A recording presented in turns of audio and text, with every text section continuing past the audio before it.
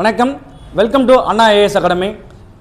நமக்கு group 4 re exam வேண்டும் அப்படின்னு சொல்லிட்டு பல்வேறு அம்ச கோரிக்கைகளை வலியுறுத்தி நம்ம எக்ஸாம் எழுதி முடிச்ச நாளில் இருந்து தொடர்ச்சியாக நம்ம போராட்டத்தை நடத்திட்டு தான் இருக்காங்க. அங்கங்கே மாணவர்கள் பார்த்தோன்னா பல்வேறு கோரிக்கை அம்சங்களை வலியுறுத்தி கையெழுத்து இலக்கம் அப்படின்னு சொல்லிட்டு பல்வேறு இயக்கங்கள் மூலமா நம்மளோட எதிர்ப்பை காமிச்சிட்டு தான் இருக்கும். அதனோட ஒரு பகுதியாக நாளைக்கு நம்ம சென்னையில் அறவழி போராட்டம் அப்படின்னு சொல்லிட்டு நம்ம நடராஜ் சார் அவர்கள் மூலமாக பார்த்தோன்னா நடவேறி இருக்கிறது.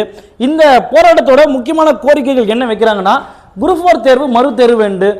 அது மட்டும் இல்லாமல் குரூப் 1 மற்றும் குரூப் 2 தேர்வுகளில் தமிழில் எழுதினால் மட்டுமே இடஒதுக்கீடு வேண்டும். ஏன்னா நமக்கு லாஸ்ட்டாக நான் கடந்து முடிந்த டிஎன்பிசி தேர்வுகளை நம்ம எடுத்து பார்க்கும்போது தமிழில் எழுதி அதிகபட்ச வேலைக்கு போனவங்க எவ்வளோ எண்ணிக்கை பார்க்கும்போது ரொம்ப ரொம்ப குறைவாக இருக்காங்க.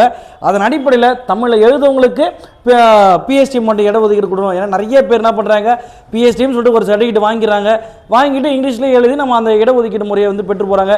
இந்த ஒரு பல்வேறு கோரிக்கைகளை வலியுறுத்தி நாளைக்கு 13/8/2025 காலை 10 மணி முதல் 12 மணி வரைக்கும் ராஜரத்ன ஸ்டேடியத்தில் பார்த்தோன்னா இந்த அறவழி போராட்டம் பார்த்தோன்னா நடைபெற உள்ளது.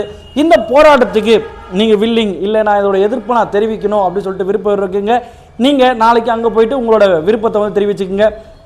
அதாவது நம்மளோட எதிர்ப்பை நம்ம தெரிவிக்கிறோம். அதாவது இது அறவழியில் தான் தெரிவிக்கிறோன்ற மாதிரி ஒரு விஷயம். ஏன்னா நம்ம தேர்வு எழுதும் போது இது நமக்கு ஒரு சில சட்ட சிக்கல் அமையக்கூடாதுன்றதுக்காக எல்லாருமே பார்த்தோன்னா உங்களுக்காக எடுத்து போயிட்டு இருக்காங்க. ஏன்னா இது ஒரு சின்ன, அதாவது இந்த குரூப் 4 முடிஞ்சிற மாதிரி இருக்கக்கூடாது.